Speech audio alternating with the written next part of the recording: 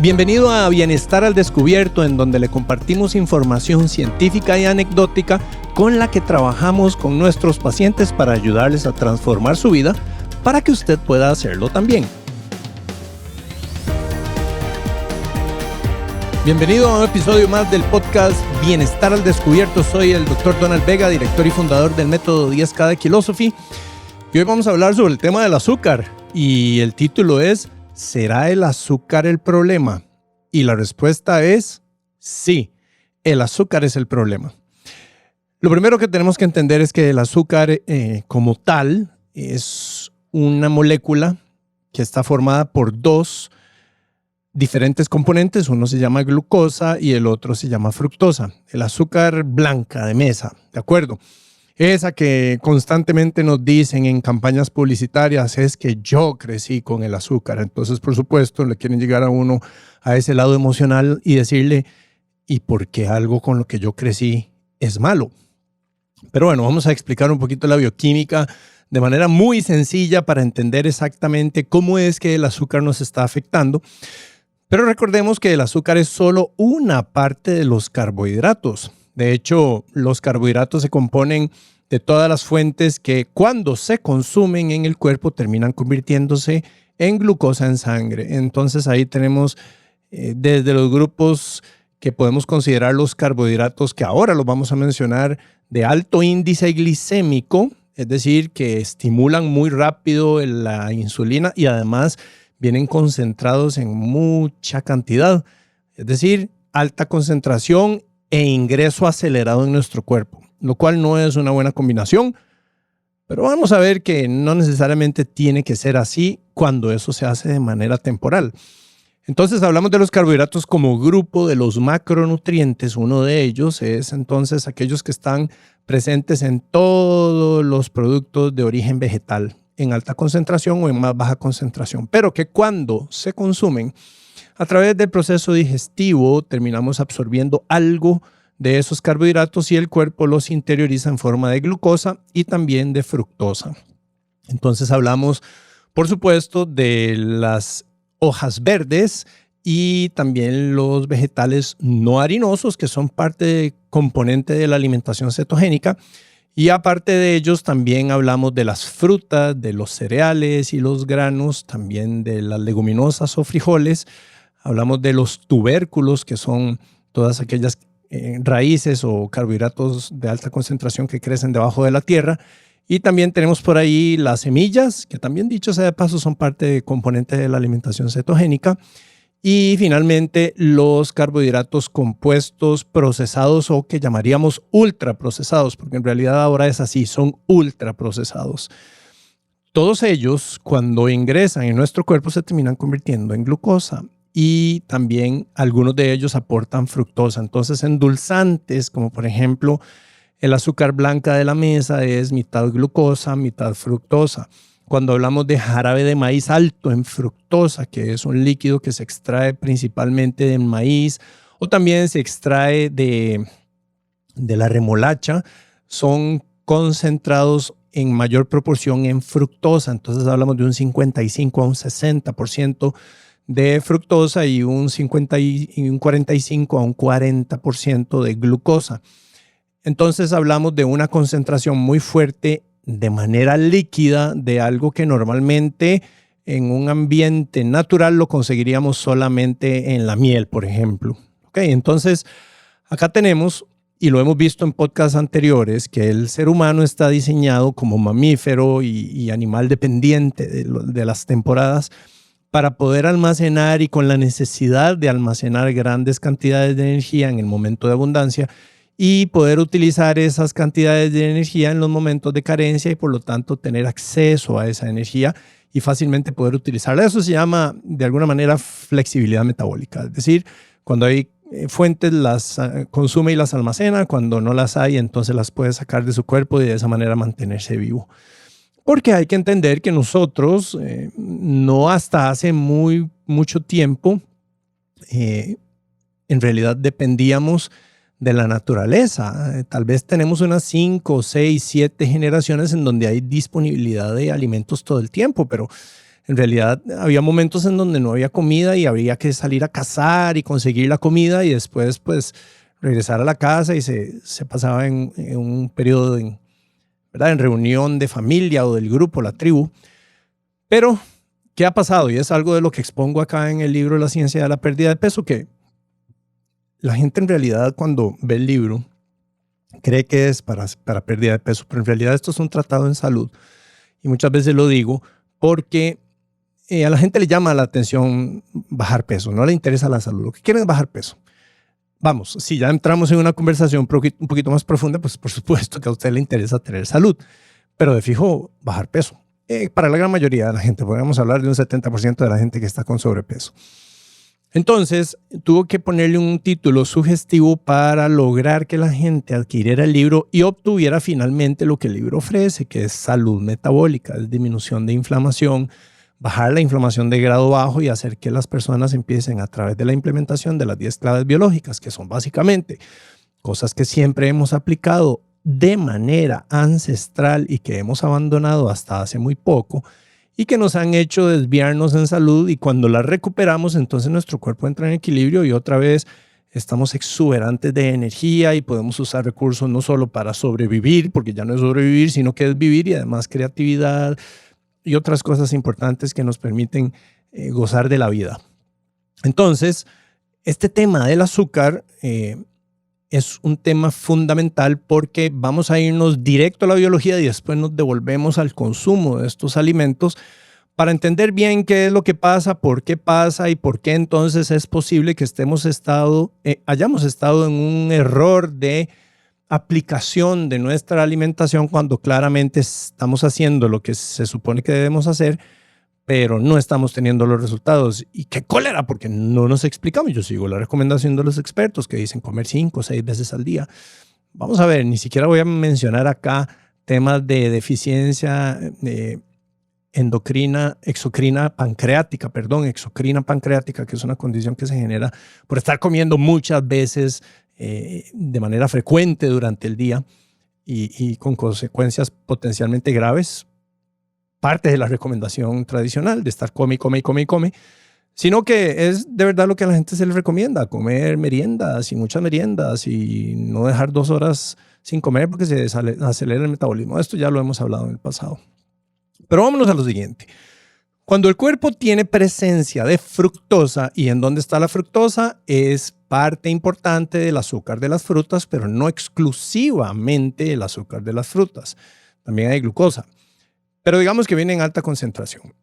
Cuando el cuerpo detecta internamente fructosa, y esto ya se ha encontrado y se publicó de hecho y se expuso en Metabolic Health Summit 2024, un congreso científico en donde se llega a hablar de los hallazgos y publicaciones que están a punto de emitirse o acaban de ser publicadas. O sea, hablamos de ciencia muy reciente y que, como en uno de los podcasts lo hemos mencionado anteriormente, tardará de 14 a 17 años en ser adoptado por el público general. Pero yo quiero adelantarle a ustedes esos 14 a 17 años y que conozcamos ya la información que está publicada y todo lo que se conoce. Entonces, la fructosa presente en nuestro cuerpo hace que la producción de energía en la mitocondria, que las mitocondrias están presentes en la gran mayoría de nuestras células y son la maquinaria generadora de energía, la fructosa produce un bloqueo en la producción de la energía. Es decir, hace que nuestras máquinas productoras de energía caigan literalmente en su producción energética, y entonces eso detona a nivel cerebral una señal poderosísima de que estamos con el tanque vacío porque estamos corriendo bajos de energía. Repito, esto es la fructosa a través de un proceso que también involucra al ácido úrico, en donde se bloquea la producción de energía en la mitocondria. Es decir, la fructosa impide que la mitocondria en la célula pueda producir adecuadamente la energía. Entonces, ¿qué es lo que pasa?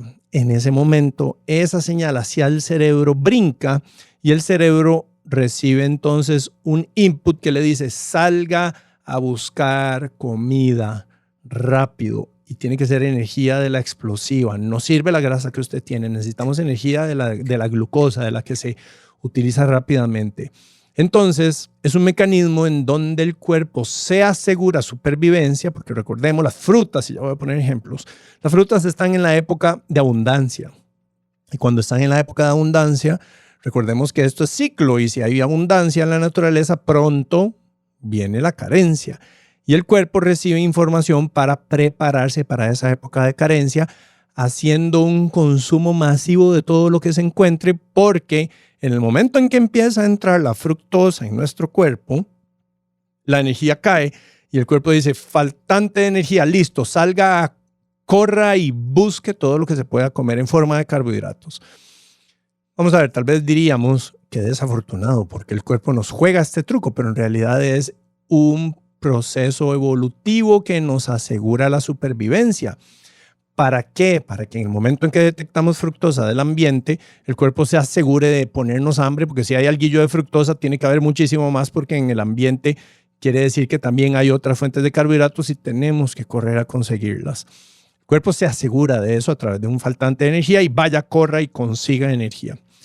¿Y qué es lo que pasa? En el momento en que nosotros empezamos a consumir esa energía en forma de fructosa, el cuerpo empieza a generar un proceso de resistencia periférica y luego interna a nivel del hígado a la insulina. Permítanme entonces que mencione un dato interesante. Tal vez ustedes que han estudiado un poquito más sobre el tema saben que la fructosa no estimula la insulina. ¿De acuerdo? Estamos claros con eso. Y por eso, tal vez en la década de los 80 se empezó a utilizar mucho la fructosa como un endulzante para diabéticos, porque ahí pues no estimula la insulina y entonces debe ser buena. El problema es que la fructosa produce, además de un faltante de energía, una producción directa de grasa de almacenamiento. Y cuando esa grasa empieza a almacenarse internamente en las células, por ejemplo, musculares, esta grasa en unas gotitas que se van formando, que curiosamente también los atletas de alto rendimiento las tienen, pero esa grasa la tienen como reserva para usarla en este tipo otro de personas que están empezando a acumular esas gotitas de grasa internas en alrededor de la mitocondria y en la célula. Esa reserva de grasa no se usa y esa reserva de grasa empieza a bloquear la señal de la insulina. Por lo tanto, y esto es tema de un podcast anterior, en el momento en que la insulina entrega la señal en la célula para provocar la traducción de la molécula que se llama GLUT4 para jalar la glucosa de la sangre al interior de la célula y entonces bajar el nivel de glucosa en sangre, esto simplemente no sucede, se genera resistencia a la insulina. En aquel podcast habíamos hablado de que la resistencia a la insulina también se genera por un aumento severo de consumo de carbohidratos en forma de glucosa, pero ya voy a ir a eso porque no es todavía lo que quiero mencionar. Se empiezan a generar estos glóbulos de grasa que bloquean y literalmente nos volvemos resistentes a la insulina. Entonces alguien podría decir ahí, entonces quiere decir que la grasa es la que produce la resistencia a la insulina. Por eso es malo consumir grasa. Pero aquí estamos hablando de otra cosa. No es la grasa de afuera, sino la grasa producida internamente por vías metabólicas a través del consumo, usted lo dijo, de fructosa. Porque la vía metabólica de fructosa, además de generar ácido úrico, también produce grasa directa. Entonces, empezamos a bloquear la capacidad de absorción de glucosa por parte de la célula. La glucosa no logra entrar y por otro lado va creciendo la resistencia a la insulina que empieza a nivel muscular y luego empieza a pasarse a nivel orgánico, particularmente a nivel del hígado y nos volvemos resistentes a la insulina en el hígado y el hígado empieza a acumular grasa y se da por lo tanto la esteatosis hepática o el hígado graso y diferentes niveles, 1, 2 y 3, dependiendo de la severidad del 1 menos y el 3 más. Y de hecho, esos son muchos de los pacientes que nos llegan a nosotros. Y de hecho, esta permanencia de la situación de resistencia a la insulina a nivel hepático también, recordemos que empieza en el músculo, pero sigue en el hígado, es la responsable de que el deterioro del hígado continúe más allá de hígado graso grado 3 y pase a una cirrosis en donde ya hay una cicatrización y pérdida de la función de las células. Y de hecho, esta condición progresiva que menciono es la causa número 1 ahora de trasplantes hepáticos y tristemente está creciendo de manera muy acelerada. Y tiene que ver con esto que se ha cronificado en lugar de ser un evento o un episodio cíclico. Me devuelvo. Entonces, consumimos esa cantidad de fructosa, se bloquea la señal de producción de energía, nos da más hambre.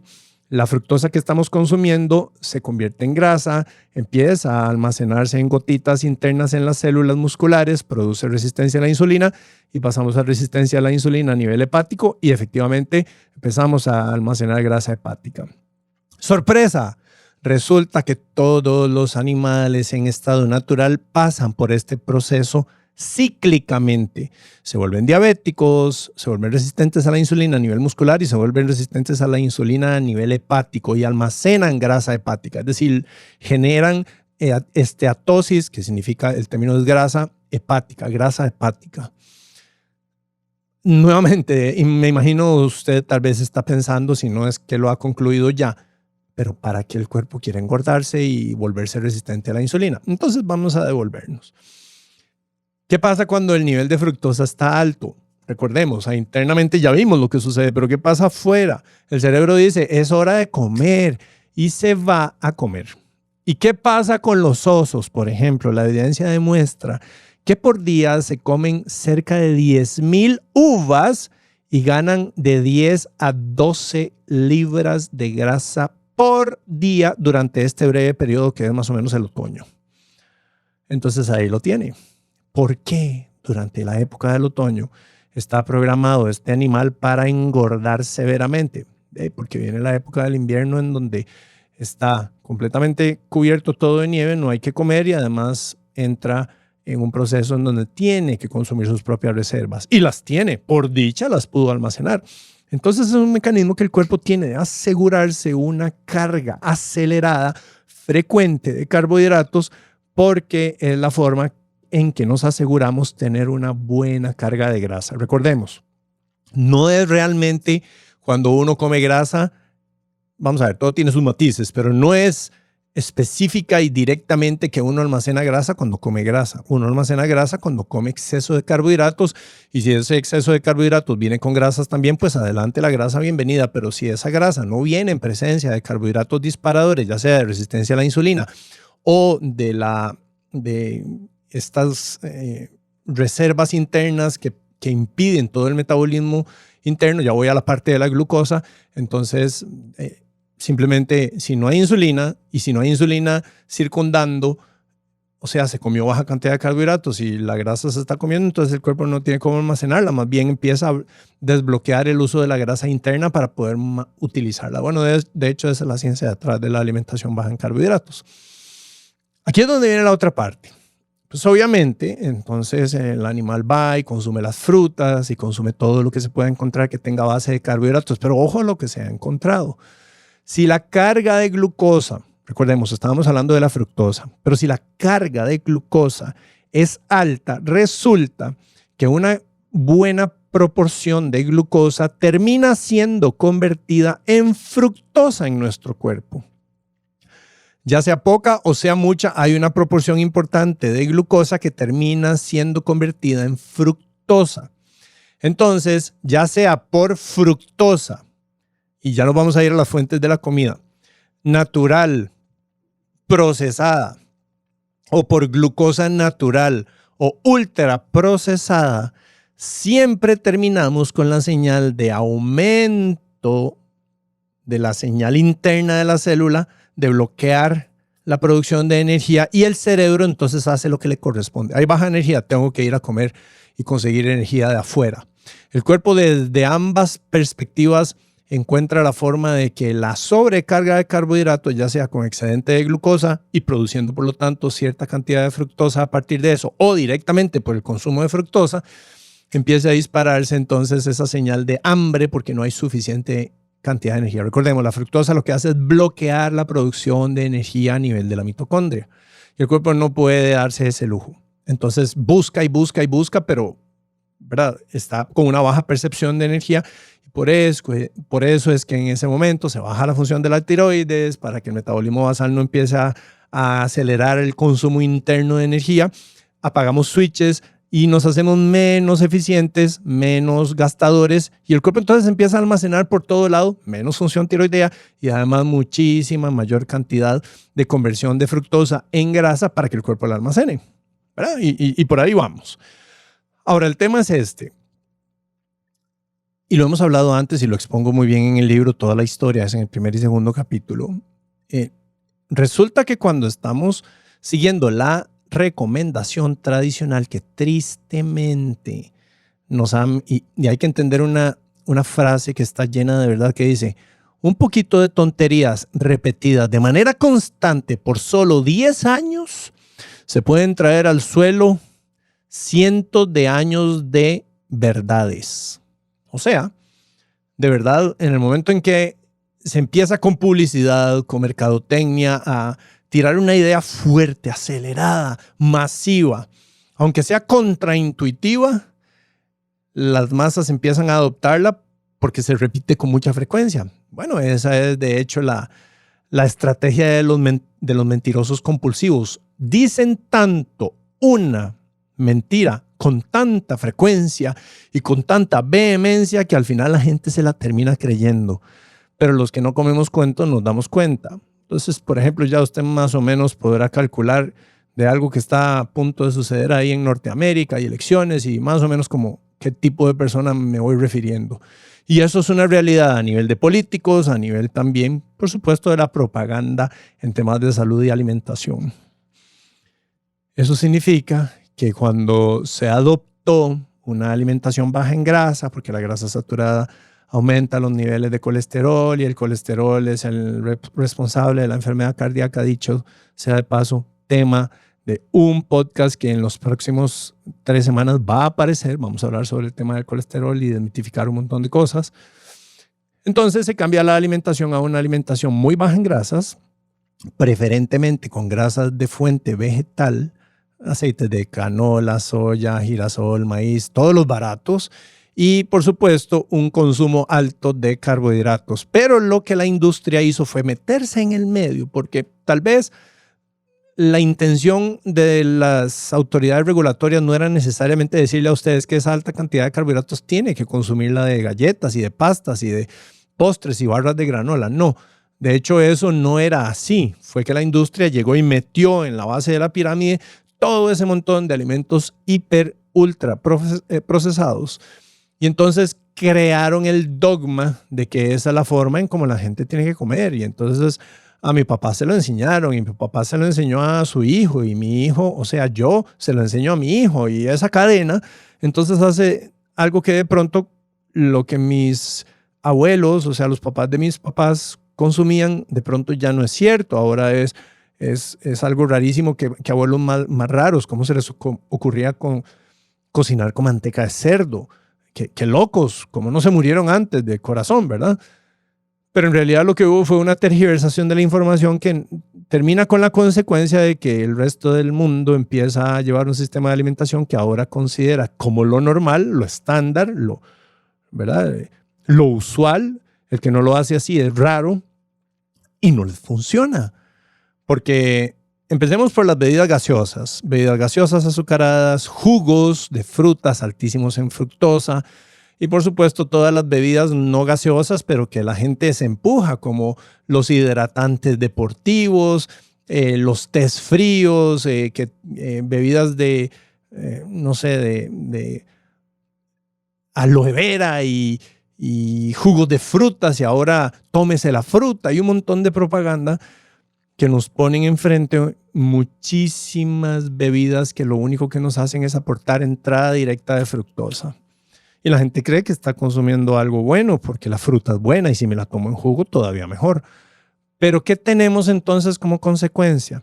Está habiendo una entrada agresiva en una concentración muy alta de fructosa que detona toda la señal interna de que estamos en época de carencia, estamos en época de abundancia, salga a consumir y engorde. Y usted engorda. El problema es que esto, el animal de allá afuera lo hace cíclico porque depende de la naturaleza. Nosotros no y caímos en la trampa y no logramos salir de esa trampa una vez al año como debería hacerse, y entonces vamos un año ganando un poquito de peso y otro año ganando otro poquito de peso y otro año ganando otro poquito de peso, y algo que es resistencia a la insulina que debería ser reversible en ese mismo ciclo se vuelve crónico, paso a prediabetes, luego me vuelvo diabético y empiezo con hígado graso y se detona la incidencia de cáncer. Y bueno, esa es la historia de la gran mayoría de la gente. De hecho, un estudio publicado en el 2017, 18 creo, y escuché que hubo otro ahora publicado recientemente, habla de que el 88% de las personas tienen enfermedad metabólica. Alguno de los signos del síndrome metabólico ya está presente en el 88% de las personas. Ese estudio más nuevo habla cerca del 94% de las personas tienen enfermedad metabólica. Y está bien si fuera que al final del año la revierten, pero es que las cifras van continuamente en ascenso. Acá en Costa Rica, el año pasado, 2023, se publicó en un periódico en primera plana que la Caja Costarricense de Seguro Social gasta $695 millones atendiendo a 305,000 personas con obesidad en Costa Rica al año. O sea, está bien. Si esto fuera cíclico, le garantizo que a nadie estaríamos atendiendo con cero cantidad de dólares tirados al suelo, porque eso se revertiría año con año, pero el problema es que no vivimos en ciclos. Ahora nos hemos educado y creemos que es normal estar consumiendo la empanadita y la galletita en la merienda y en la barrita de cereal en la otra merienda y una comida alta en carbohidratos como estándar, porque así se estableció desde hace mucho tiempo, y yo no me explico por qué gano peso si sigo la recomendación tradicional de nutrición, y además esa frecuencia de comida hace que entremos en otro montón de problemas que no voy a entrar ahora, como por ejemplo un retardo de la capacidad del cuerpo de remover las toxinas, que se llama el complejo migratorio motor. Se interrumpe cuando estamos comiendo con tanta frecuencia porque no le damos chance de limpiar, de pasar la escoba, y estamos interrumpiendo el paso de la escoba. Apenas la escoba sale para limpiar, ¡pum!, bloqueamos. Pero eso es otro tema, pero tiene que ver con todo esto de la enfermedad metabólica. Entonces, en síntesis, hemos caído en una trampa publicitaria desde hace mucho tiempo en donde compramos la idea de que para surgir, para vivir, para rendir en deporte, necesitamos estar consumiendo bebidas gaseosas o bebidas energéticas o geles o barritas de cereales, y todo este tipo de cosas no hacen más que aportar a una gran carga de carbohidratos que, repito, si fuera cíclico no es ningún problema. Y mi intención con este podcast es, por supuesto, que usted lo vuelva cíclico si es que del todo quiere hacerlo cíclico, o lo revierta y se mantenga en una posición donde usted quisiera, porque ahora maneja la biología. De hecho, a eso es a lo que nosotros nos dedicamos en Kilosophy. Y dicho sea de paso, se le interesa una guía específica de hacer una intervención en la totalidad de los factores en estilo de vida. Entonces, si quiere, puede mandarnos un WhatsApp al 7277-6066, 7277-6066, y en ese número de teléfono la persona de servicio al cliente se pone en contacto con usted y le puede dar las diferentes propuestas que tenemos nosotros, desde temas para bajar peso específico con meta de peso por cantidad de intervenciones, ya sea de 1 mes y medio, 2 meses y medio, 3 meses y medio, 4 meses y medio, 6 meses y medio, en 6, 10, 15, 20 y 30 kilos en ese periodo específicamente, o revertir una condición autoinmune o una condición digestiva, un problema hormonal, mejorar el rendimiento deportivo para algún deporte de endurance, o ganar masa muscular, que es, bueno, en mi caso personal, el programa que yo llevo a través de las 10 claves biológicas. Eso es lo que a nosotros nos apasiona, y es por eso que tenemos ese propósito de promover una sociedad en forma, feliz, libre y saludable para erradicar la enfermedad metabólica. Y si usted siente que necesita guía, porque tal vez se cansó ya y vio efectivamente como muchos pacientes nos llegan, que buscó en internet y lo único que hizo fue frustrarse, entonces si llegó la hora de hacerlo bien, aquí estamos con todo gusto. Pero entonces esa intervención lo que busca es que se revierta, pero si esas personas en las que se está gastando $695 millones no aprenden, porque es un tema de educación, que esto es un tema cíclico y no se puede estar todo el año comiendo cosas que de hecho se vuelven adictivas, y los centros dopaminérgicos se activan con el consumo de esta cantidad alta de carbohidratos. O sea, vamos detonando una búsqueda de recompensa y la expectativa de lograr algo muy bueno a través de estos circuitos cerebrales que se activan con el consumo de carbohidratos. Entonces, efectivamente la persona se vuelve adicta, se necesita comer, y por eso es que de hecho tienen que comer las meriendas a cada 2 horas porque se están muriendo de hambre, claro, porque el cuerpo está recibiendo continuamente una señal de bloqueo a través de un nivel alto de fructosa, ya sea por el consumo directo de fructosa, en jarabe de maíz alto en fructosa o azúcar blanca, lo que sea, o azúcar morena o azúcar de coco, todas esas lo traen, o indirectamente por alto consumo de carbohidratos con conversión a fructosa también y todo el detonante que hablaba de resistencia a la insulina. Y entonces, si estamos teniendo que gastar $695 millones, eso era el año pasado, este año de fijo es más, hay seriamente un problema que no está llegando al fondo, a la causa. Es simplemente un manejo de ir solucionando y apagando fuegos, pero no cortar el problema de raíz, porque el problema de raíz sería simplemente eduquémonos. Es más, recientemente vi que no sé cuántos millones de dólares va a invertir la Caja Costarricense de Seguro Social en una campaña publicitaria, y si a mí me dieran una 10ª parte de eso en divulgar toda esta información que estamos llevándole a ustedes, estoy seguro que seríamos muy efectivos y muy rápidos en bajar esa lista de 305,000 personas en una utopía a 0 personas, porque lo que se necesita es educación. Eso es todo lo que se necesita. No es que la gente no tenga fuerza de voluntad, no es que sean tontos, es simplemente que la educación correcta no la tienen. Porque, desgraciadamente, en la Universidad de Nutrición a uno lo forman a que vaya como soldado. Yo les mencioné, así como en el 2010 creo que fue, acuñé un término que eran los control bots. Y los control bots son las personas controladas por las corporaciones de alimentos procesados para que se conviertan en sus vendedores no pagados. Y simplemente perpetúen que usted tiene que ir a comer la galletita. No, nada de eso. Las personas pueden sobrevivir perfectamente y deberían, y de hecho esa es la forma correcta de hacerlo, con lo que consiguen en la pescadería, en la carnicería y en la feria del agricultor. Nada que tenga paquete, nada que tenga ingredientes agregados. Esa es la forma en cómo hemos evolucionado siempre. Y usted entiende ahora en qué proporciones manejarlos más o menos. Si quiere aumentar peso, pues ya sabe. La señal es, dígale a su cuerpo que está con hambre y su cuerpo se va a encargar solito de inducirle hambre continuamente, y esa hambre es insaciable. Por eso la gente está con hambre siempre. Y cuando nos llegan los pacientes, se lo digo a modo de testimonio, primeros 15 días vienen a la cita 1, luego regresan a la cita 2 a los 15 días.